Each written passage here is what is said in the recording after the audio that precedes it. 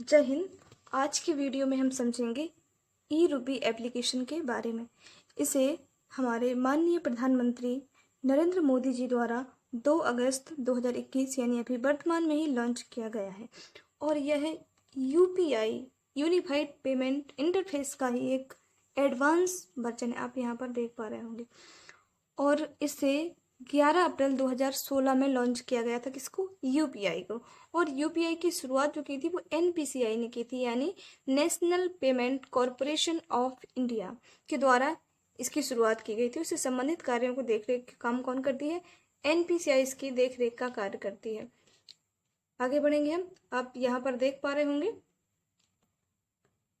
ई रूपी के बारे में।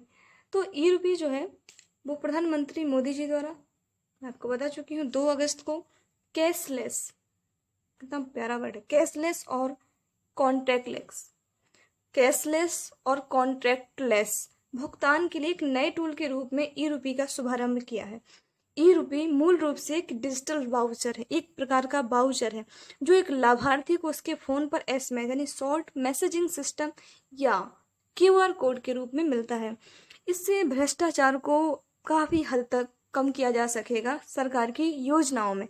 जैसे मान लीजिए कि किसान के लिए हमने कोई योजना दी है जिसमें हम उसको खाद बीज के लिए पैसा दे रहे हैं, तो इसमें क्या होगा कि एक क्यूआर कोड या एसएमएस जो है वो उस किसान के पास पहुंचेगा और दूसरा भारत में जितने भी खाद की दुकानें हैं उनके पास वो क्यूआर कोड होगा। तो वो किसान जाकर के सिर्फ उस क्यूआर कोड से ओनली खाद ही खरीद सकता है। क्यों? वो जो क्यूआर कोड है वो सिर्फ खाद की दुकान पर ही स्कैन होगा।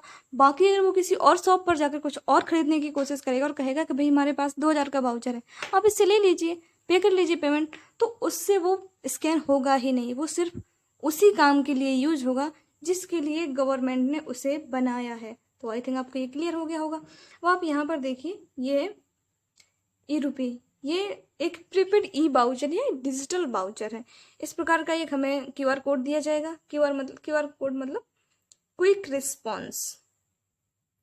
आप यहाँ पर देख पा रहे होंगे ये ई रूपी है और इसे एनपीसीआई द्वारा बनाया गया है और इस पर कंट्रोलिंग भी वही करता है।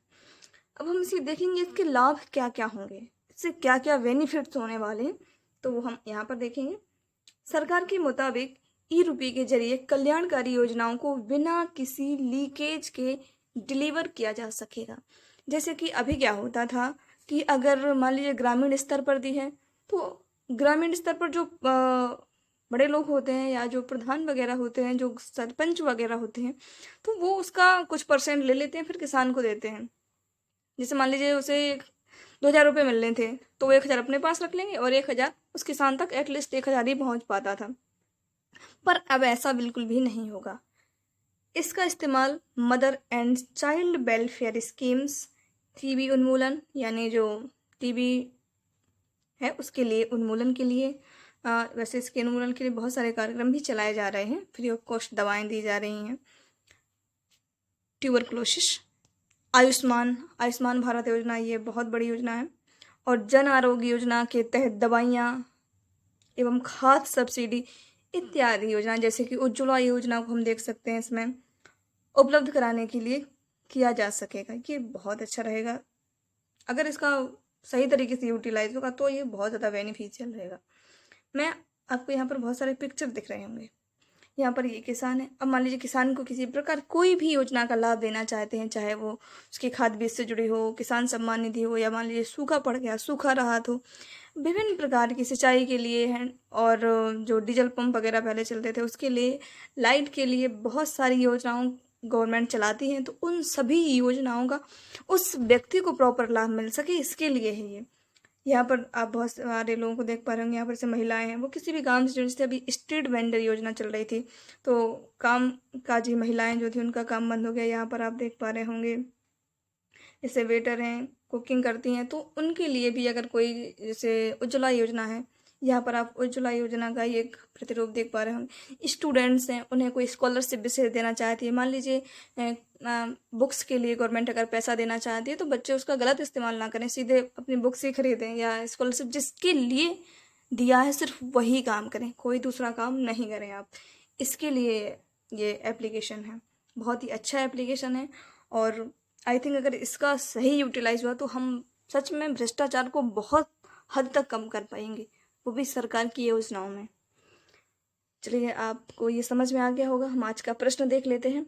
आज का प्रश्न है, कठिन काव्य का प्रेत किसे कहते हैं? Option A Amritlal Begad, option B Shrinivas Tiwari, C Acharya Keshav Das, option number D Acharya Hazari Prasad Dwivedi. आपको इसका राइट आंसर देना है। आई होप आपको ये वीडियो बहुत अच्छा लगा होगा, और अगर अच्छा लगा है तो प्लीज़ इसे लाइक करें और चैनल पर नए हैं तो सब्सक्राइब कर लें। Thank you.